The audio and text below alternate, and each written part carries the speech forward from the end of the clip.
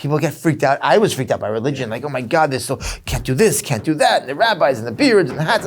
Everybody relax a little bit, all right? Let's calm down. Let's talk a little bit.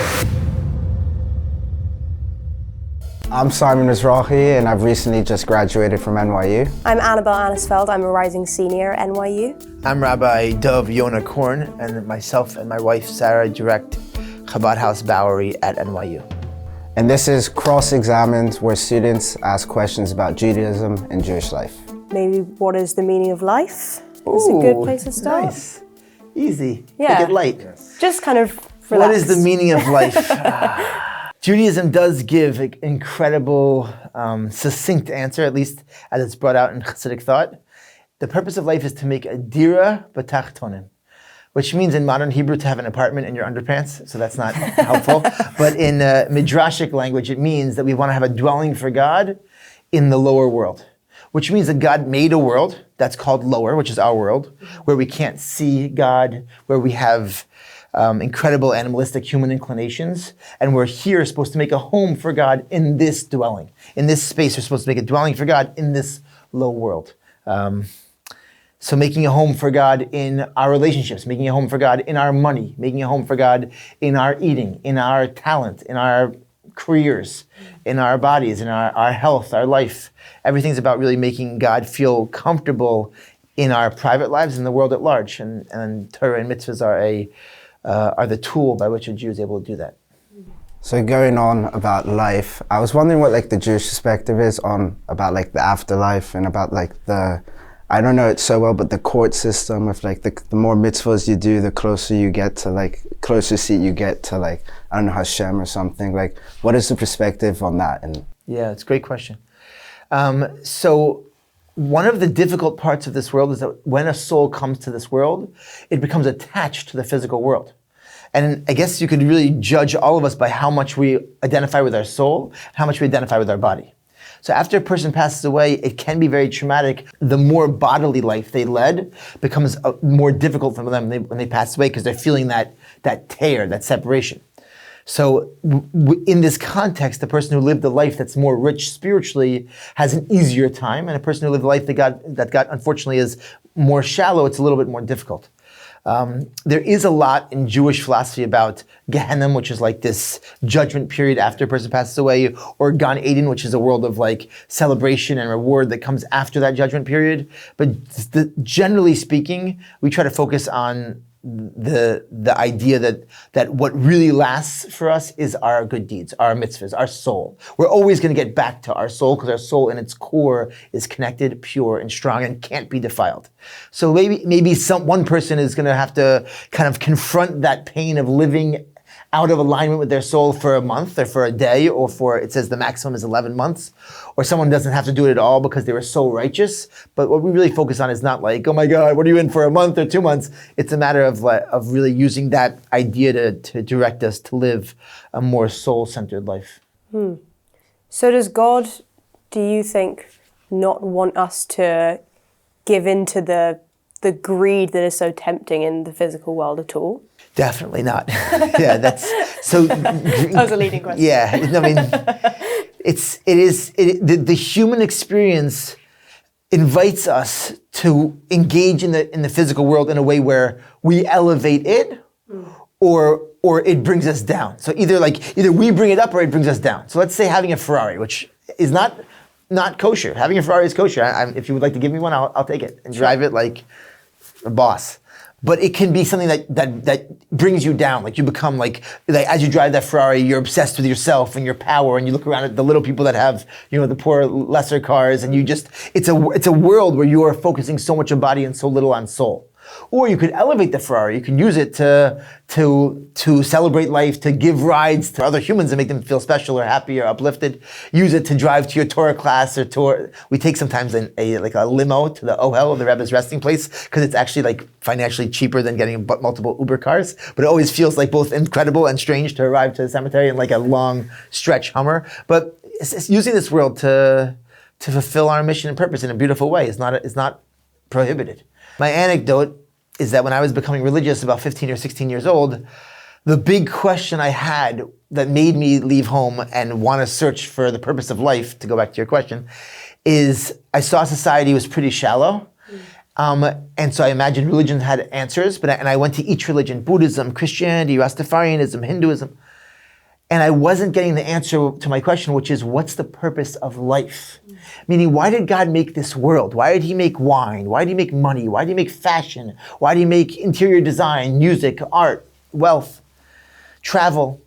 And so other religions, everything besides Judaism has one of two answers. Either the world is just get through the world and spiritualize, escape the world by becoming more spiritually awake, or try not to sin too much and get forgiven so you don't burn too painfully in the afterlife.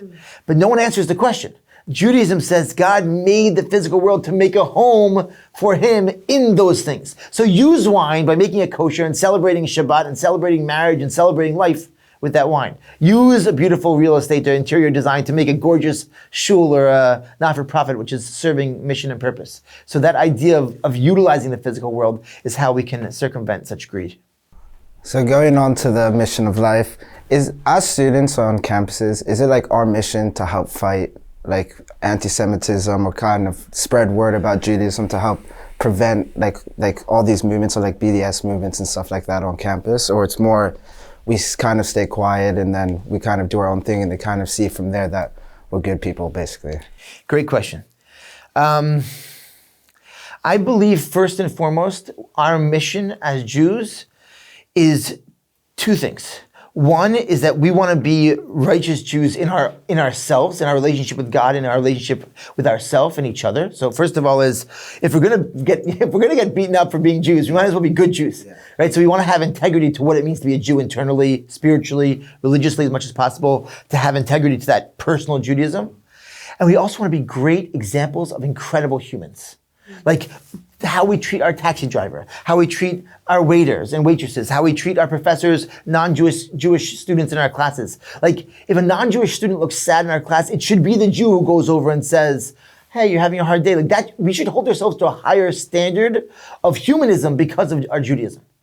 And if we do all that properly, I believe there would be much less anti-Semitism in the world. That said, there is a special mission to try to educate and confront these anti-Semitic movements and expose their falsehood. Personally, for me, I try to spend my time on 1 and 2, and that's what I teach. That's like the dogma I teach my students at Chabad House Bowery. But there are those that have that mission. They're like really trying to, through education and awareness, undo anti-Israel movements, anti-Jewish movements, and it's an noble task. It's not one that I feel. It feels to me that it's secondary in priority to the two things I mentioned. Right, and so other young Jewish people who also feel that it's not their forte or they don't know enough, how could young Jewish students or people in a secular world ultimately kind of know when it's their place to stand up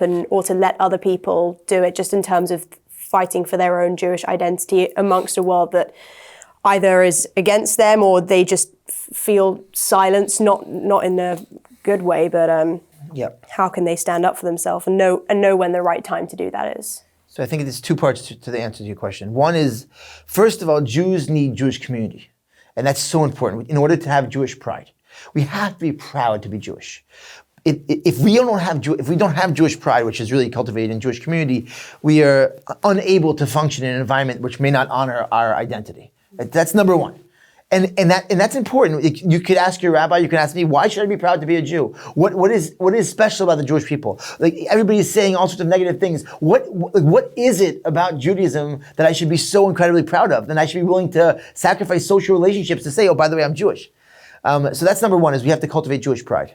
And number two is, I think that in context of that Jewish pride, you have to decide where standing up or making a statement is going to be productive or what's going to be destructive. And there's many times where I think it's very productive to stand up and say, listen, I hear everybody in this class talking negatively about Israel. I want you to know that I am a thoughtful person. I understand all the sides of this conversation. And I believe that people here are either misinformed or unfortunately anti-Semitic. And I just want to say it's hurtful to me, but I want to practice respect of all of you and your perspectives. And I just want to say I'm Jewish. I'm damn proud of it. I'm proud of Israel. And if anybody really wants to learn about it with an open mind, I can help give you lots of resources to do so. If it's constructive. If it's destructive, I don't see the point in just starting fights. I'd rather work on, again, reinforcing Jewish practice and Jewish pride. Yeah.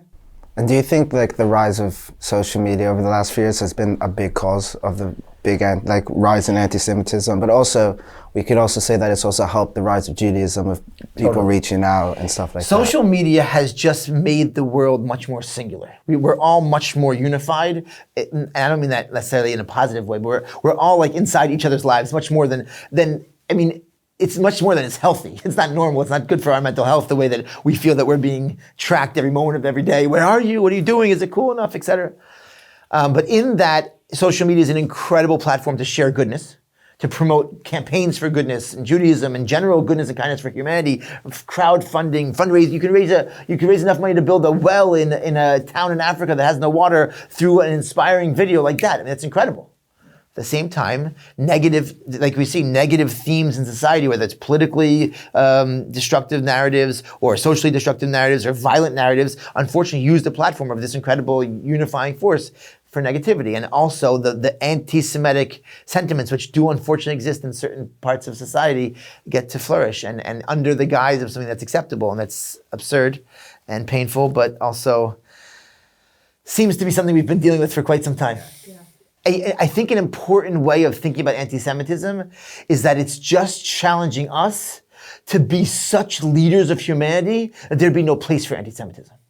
Meaning Jews, according to Torah, we're supposed to be an or legoyim, and like light to the nations. If we were really doing our job of really being leaders of, like amongst humanity, everybody has roles. The Jewish people are supposed to help lead humanity towards a place that is most altruistic and righteous and generous and kind and loving and compassionate, and help bring the world to a utopian state, which we call Mashiach. That's our job.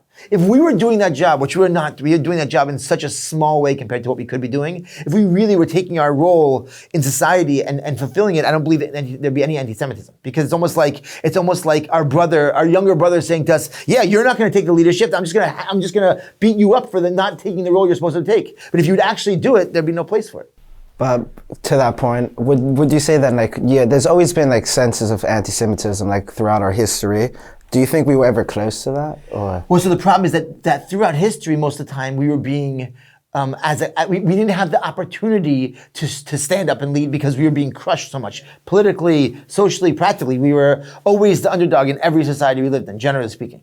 This is the first time in Jewish history where we have real freedom, real resources, real platform. And unfortunately, we don't even know, we've never trained ourselves to do this. This is a lot of what we talk about at CHB is about getting ready for Mashiach. It means getting ready to be a more empowered Jew and a more empowered human, to take advantage of our role meaning, I always say this line that Mashiach means Judaism is going to be the Judaism it was always supposed to be. So we have to get used to a new kind of Judaism, which is really one in which we're taking our role in being global citizens and elevating society. And I think we have the opportunity now that we never had. But it's literally a new muscle that we have to get used to. So. But are we not fulfilling it because we're not capable of it? Definitely not. We're not fulfilling it because we've never had the chance to, and we've never known how. It's just, this is a lot of stuff the Rebbe speaks about, turn over the world, go out there. There's an urgency here. Take advantage of your opportunity. That's why Sarah and I decided to open a Chabad house, which has made our life so full of thousands and thousands of humans and Jews that we get to have an impact on, because we heard that call of the Rebbe's, which is it's a new time. It's a time to, even if you're not, even if you don't think you're capable of leading the world needs leaders. So get up and go for it. Yeah. I wanted to go back to the idea of singularity that we were talking about, especially with political activism, whether it's performative or genuine, or kind of the lines can be hard to tell sometimes.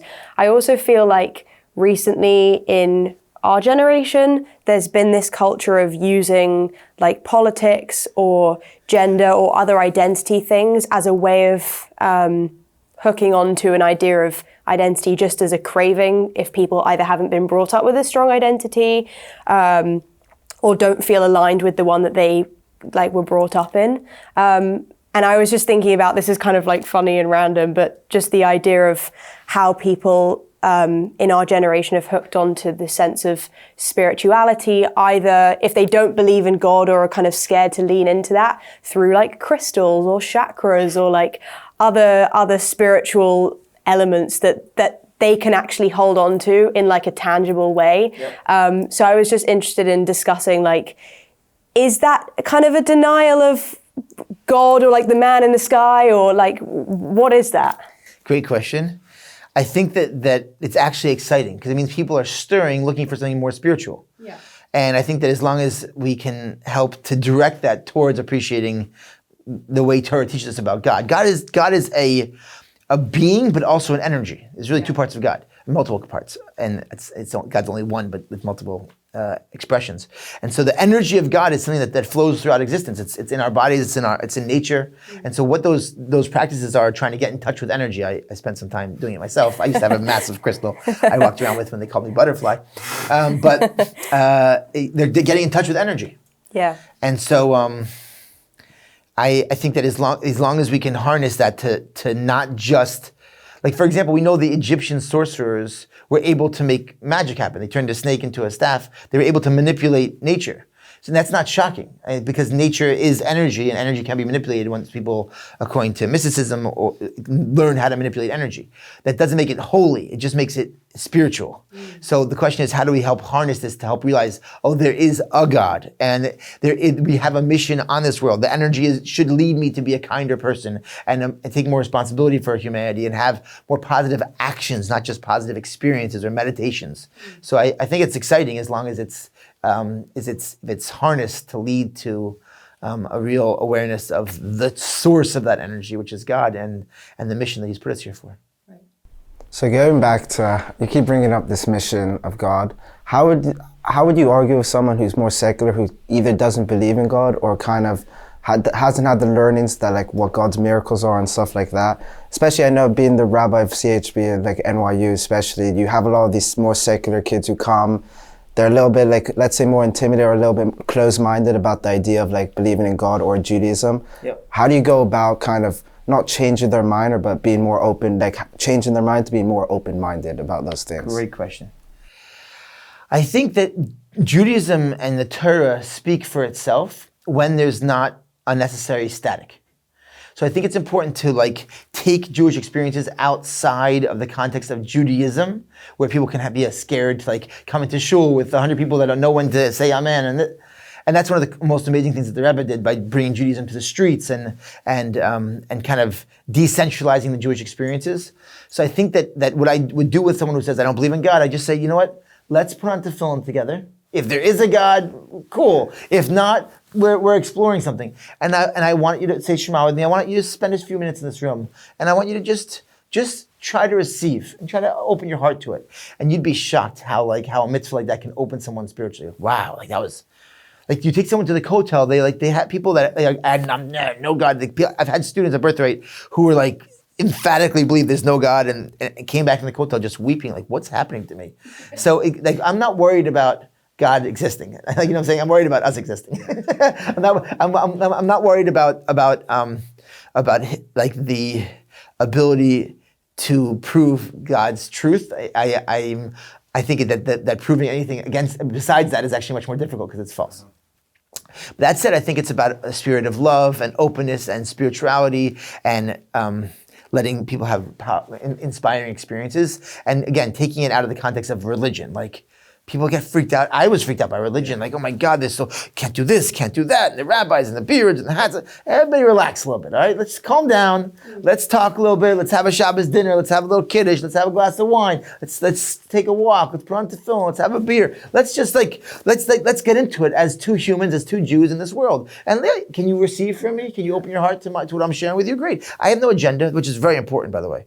You can't, people that feel you have an agenda, they smell it. I just want to help you on your journey as a Jew. Of course, I wanted you to get to know God, because goodness, how can you live without it? But like, I want this to be yours and your journey and your time and your space. So not forcing it. Definitely not.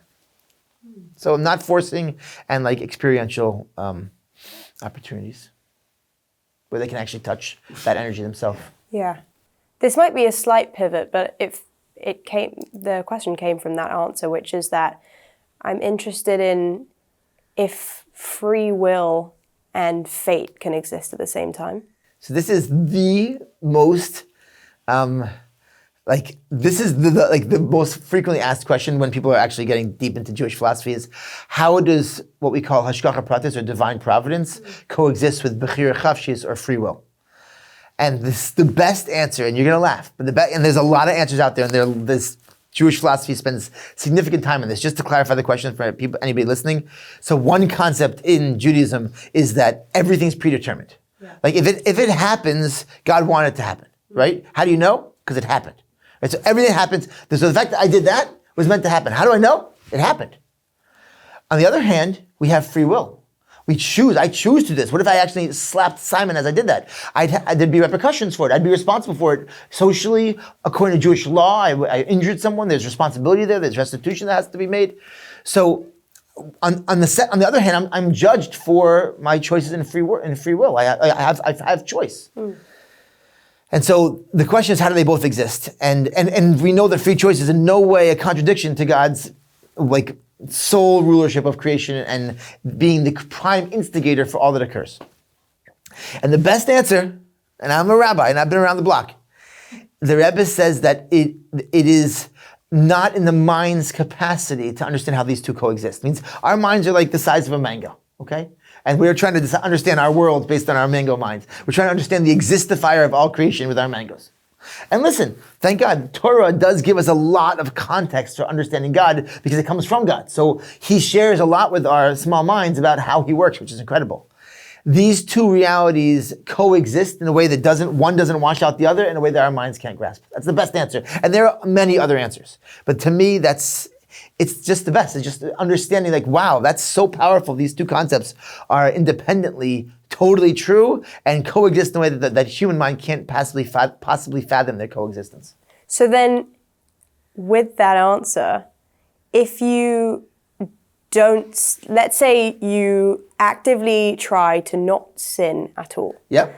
And then on Yom Kippur, you're banging your heart. Yeah. And you're apologizing for all the things that you haven't done. Yep. I guess you could also ask this the other way and say oh, I'll just sin throughout the year because I'm going to apologize for it at Yom Kippur. Right, God forbid, but yeah. I'm interested to know more about that. So since these two themes are strong themes in Judaism, so therefore you have the result of those themes. One is that we know everything happens for a reason. Even your sins happen for a reason. Mm-hmm. Even your mistakes happen for a reason. Mm-hmm. And also that we're responsible to do the best we can. So it's an amazing dance with us and God. That on one hand we say we really want to try to avoid saying, oh, I'm not going to go do that good deed because if God really wants it to happen, He's going to make it happen. No. Then you're hijacking this ideology to be lazy, unfortunately. But we do know that whatever happens for a reason, and we try our best. We also trust the process. There's an incredible Mishnah in Perkei Avot in the Ethics of the Fathers that says, "Lo hamlacha alecha ligmor ve'inata ben chorin levatel mimena." The work is not for you to finish, but you also aren't allowed to walk away from it. So you don't have to finish it, but you also can't leave it. You're not free. You're hired. You're hired for a job. Being in this world, being a human in this world, being a Jew in this world, you've been hired for a mission, a job, and you can't walk away from it. But you can't think that you're personally going to finish it. God's going to help. So you do your part.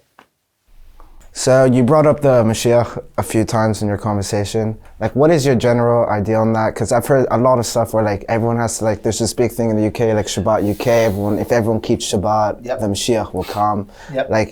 What is your general idea on that? And if in the near future you think that would ever happen? Amazing.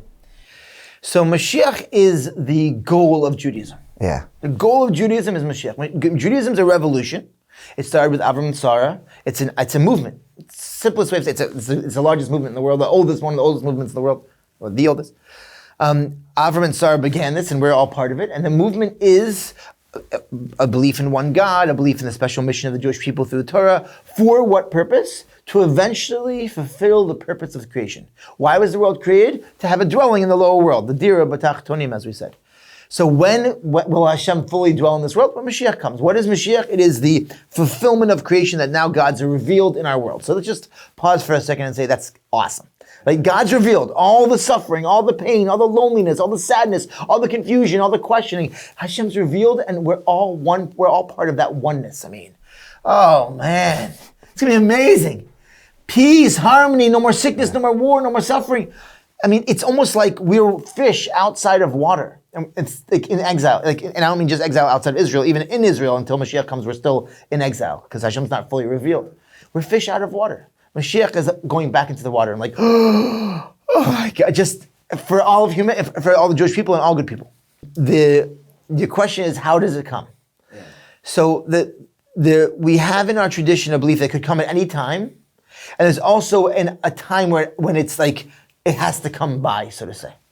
And so what's significant to note is that the Rebbe and many other Jewish leaders have said in the past 30 years, we are at the time. Now it's like there's a bunch of ways of understanding the calculation as the years go of as we count the years Jewishly, how we're kind of ending the period that we know of, the pre-Mashiach period. But we're in it. Like it's time now. It's not just like if we can rush it, now we're approaching that time. And by the way, it's also the cause for a lot of the madness in our world today is not because Mashiach hasn't come yet, because Mashiach's beginning to come. So it's like stirring up all sorts of things. It's the cause of the technological revolution, the Rebbe said, because we're seeing this singularity in humanity. It's also the cause for lots of like the hippie movements and people, like even today, just the way that youth feel so antsy. It's like we feel something's coming and we don't know what to do with it. And so it's not always expressing itself in the most productive way, but this is all because we're entering this new era. It's amazing. And so every good deed we do can kind of be that last one that helps us seal the deal. And certainly hundreds and thousands of Jews doing a mitzvah like Shabbos together, or kindness together, or supporting charity together. All this is very, very powerful ways to like give it the push it needs to really seep into our world and our minds and our lives and actually be real, for real. So the idea that I always find it hard to grasp is I heard that when the Mashiach comes, all Jewish lot, like everyone, like people who have died years ago, how, like, this may sound like a very silly question, but like, let's say you're descendants from like 10 generations ago, would you be able to like know that they're, like everyone comes back? Is it like human forms or more they're like souls? Okay, so we're talking about the resurrection of the dead, so I want to say two things. One is, someone asked me once, Rabbi, you're a logical man, how could you believe in the resurrection of the dead? Yeah. And there's an answer from the Rebbe, it's amazing, on a talk he gave on Simchat Torah, where he's talking about a similar topic, but I related it. The Rebbe says that people ask, how can Mashiach come? How's Hashem going to be revealed in creation? It's crazy, it's craziness. And the Rebbe said the truth is, the crazier thing is, how has Hashem been concealed for so long? It means we're like so sick. We're like, oh my goodness, how can we go back to the water? We live outside the water. We're like, no, we're dying every second we're out here. Like, so the truth is that the shocker is that God is so concealed. God, who is the sole existifier of all existence, has concealed himself so thoroughly, or itself so thoroughly, that we can actually think that death is normal, and that pain and suffering and exile is normal. So as Hashem stops hiding so aggressively, he's hiding so aggressively. It's so exhausting. It must be so exhausting to hide every second of every day. As he allows himself to be revealed, then life's going to go back to normal. And death is not normal. So it's going to undo all the scars of exile, including the death, which is really, souls are eternal. And so therefore it should be able to come back and to rebuild the body to live in this world together with us. As far as if your question is, will you know? Yes, we're going to be like great sages in that time. Please God, again, it should be in this time. But we're going to be like, we're going to live in a higher level of consciousness. So we're going to know. It's going to be cool. Yeah, that's something I've always thought about. Oh, could you imagine sitting with your ancestors, sitting with Jewish leaders, Esther and Malka and Miriam and Avia? I mean, wow! And Mordechai and Avram and Arizal and Rabbi Akiva and Baal Shem Tov.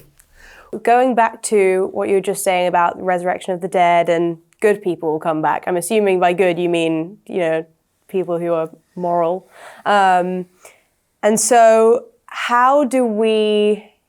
Assuming that we're all trying to be good people and we want to ultimately be known as being a good person, how do we tackle ideas or even laws in the Torah that we kind of bump up against, or people that we love bump up against? How do we carry ourselves in a moral way, but also in a way that feels fitting with our lives in the secular world? Yeah, great question. So I think if I understand your question, we're discussing amongst the Jewish people, and we have family members and peers and friends that are less observant, or even if they're observant, less righteous. They speak negatively about others, and their values seem to be askew, or their morality is askew. So how do we deal with that? And the best answer is without judgment, with love. Again, one of the things that the Rebbe really taught about so much is about drawing people towards growth with love. And it's very different than the previous generation. The previous generations really would use anger and guilt and shame and pressure and punishment and fear as a way to inspire people. And it's not what works today at all. It's when you, and so there's a cool teaching that Chassidut teaches us, that when you're trying to help someone, if they annoy you, you know that you can't help them. Because that means that you have baggage with what you have baggage about them, that you have to look at your own baggage. But if you love them, and if you have empathy for them, and if you can stand in their shoes, it says you shouldn't judge someone until you can stand in their place, even though it's really truly impossible to stand in someone else's place. But if you can have empathy for someone, then you can try to help them. And the best way to help them is be a great example, obviously, and to show like how beautiful life can be when you live a full, rich, righteous life. But then for someone who can't, you just with love, just hey, you want to come over for Shabbos? Hey, you know what, like, and this is hard. Calling people out is hard, but just be like, dude, and I'll give you an example. Like, someone I know always speaks negatively about other people, and I just don't like it. I just don't like it. And I say, bro, listen, I get it, man. You know, I have my mitzvahs that I struggle with, but just when you speak so negatively about people, I feel like it just brings negative energy in the world, and for them and for you and for me listening. Can we get like a safe word and try to when that happens, let's try to like lift it up. Let's change the topic. And like, you can help me with some of my mitzvahs that I struggle with. Like, let's make a partnership here. And that feels very like loving and approachable and chill. Like, that's how I would go. But generally speaking, it's not through going directly to critique someone. It's like, let's, why don't you come over for dinner? Come over to my house for dinner, Shabbos dinner. Come over, let's study something. Let's go for a trip to Brooklyn or to Israel or something. Let's try to uplift someone, and just with love try to help them get into a better environment. Because people that are sinning, according to Torah and really expressed a lot in today's modern psychology, is like people that are broken are in pain. You know, people that are acting in a shallow, negative way towards others, they're suffering inside. So, and Torah said this a long time ago, but it's really being understood by the modern therapy scene today. It's like, let's heal the root, which is like people's sadness, not like necessarily just get so obsessed with how it's expressing itself in their behaviors. So in terms of sinning and being righteous, do you feel then people who live in, like, let's say per se Israel, are more righteous because they don't have, like, let's say they don't have all the food, like distractions of like non-kosher food, which is sinning, like all of that, like that we have in New York? Does that make people in Israel more righteous per se, or makes us more righteous that we don't like act on those like distractions, basically? Okay, there's a few points that you brought up in your question. Very good question. First of all, I want to say, someone being religious, let's just start with that, doesn't necessarily make them more righteous, which is freaky. Yeah. Because you could have someone who's so much more sensitive and kind, and not just to others, even to God and to spirituality, because their nature is more refined. And someone could be so religious, but they could be totally failing in their marriage and their parenting and all sorts of things, God forbid. You know, they could be really mean and nasty, God forbid it. But just because someone like takes on a religious persona doesn't mean actually getting out of religion what it means. If they're actually religious, if they're truly involved in a relationship with Torah and God, then they would be dealing with this baggage of theirs, because it's impossible to be in a relationship with the source of all life and be like so blocked. You know, if you're in an authentic relationship with God, and that's one of the things that Chassidut comes to help focus on. Now let's talk about Israel. So being in Israel is much holier than being in America. It has a spiritually it lives at a spiritually higher plane, which is amazing. And it's our home, and we all belong there. When Mashiach comes and says we'll all return there, one of the commentaries says that it will spread out, so like the world will all be on the level of Israel, right? So, but either way, it's the bond between the Jewish people and God and the Torah and Israel is like a singular bond. That said, just because you live there does not mean that you're just like it just being religious doesn't mean you're righteous.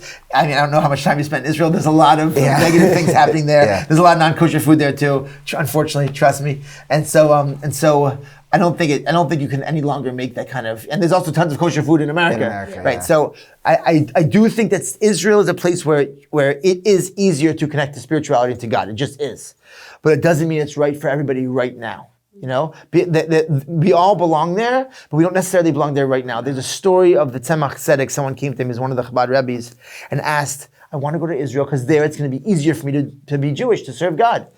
And the Tzemach Tzedek said something very powerful. He said, Mach da Eretz Yisrael. Make where you are Israel. And he was not against people moving to Israel.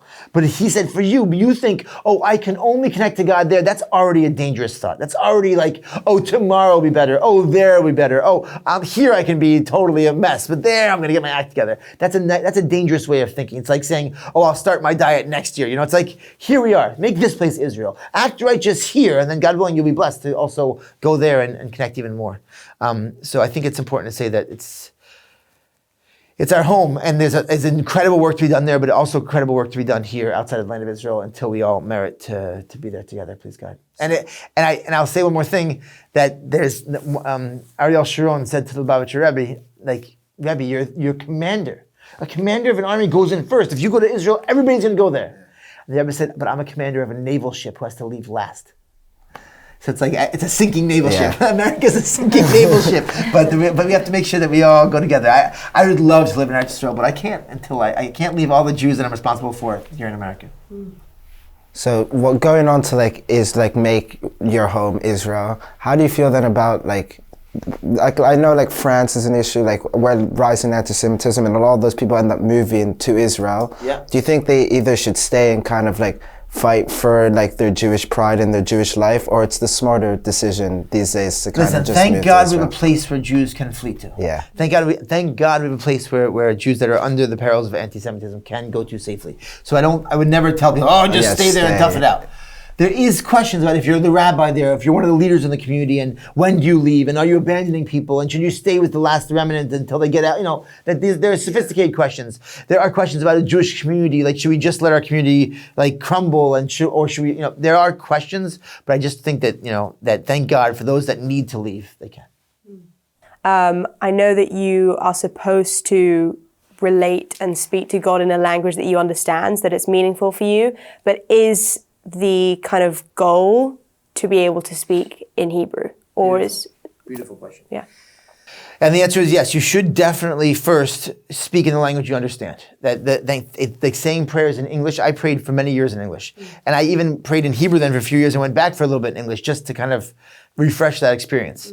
Yes, Hebrew is a mystical language. It has mystical significance. So if you can eventually learn to understand Hebrew, then that's very special to be able to pray in the language you understand and in Hebrew. Yeah. But I beg people, even students that I think grew up religious and don't understand Hebrew, pray in English. You're talking to God.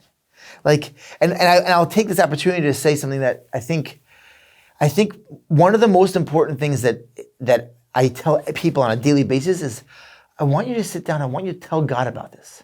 Really make a space where you could say, God, I don't know if you're there. I don't know if you're listening. I don't know if you exist, but I'm talking to you. Or say, God, I don't know if you're interested. I'm talking to you. Say, God, I'm sure you're listening, but I feel very uncomfortable saying this, but talk to him. God, I feel very angry at you because of X, Y, and Z. Tell him. I think that there needs to be much more interacting with He's our father, our mother, our king, God's neither male nor female, but there's for a variety of reasons, a lot of different ways we communicate about God. A female on Shabbos, the Shekhinah, and other times we call him the king in a masculine form. But that force, that source, we should be communicating with our source. And people come to me with tragedies they're going through, struggles they're going through, questions they have. First of all, have you talked to God yet, authentically? So going to the communicating with God, per se, I know all the prayers and everything from Jewish school and stuff, but I don't particularly know exactly what I'm praying. During the Amidah, I know the Amidah, but let's say I don't know what I'm. So is it better for me then to just say it in English? 100%. Or 100%. No, yeah. 100%. Because you want to be able to create an environment to have a real dialogue with God. And the prayers are beautiful, and I also would like to inspire you to pause in the middle of it and also have personal dialogue, whether you're just thinking it or there's places where you can insert personal words, like talk it out. Also, like, this is why when most men come to me, I say, put on, like, men that are evolving in their Judaism, 3 minutes in the morning putting on tefillin and just talking to God. And for girls, I say, just talk to God and say the Shema, just talk to God. Just start your day, get used to it. I'm worried about this, I'm concerned about that, I'm stressing about this. It's psychologically powerful, let alone the fact that God's actually there. It would be meaningful if he wasn't there, God forbid. Thank God he is. Thank God. Thank you all for watching.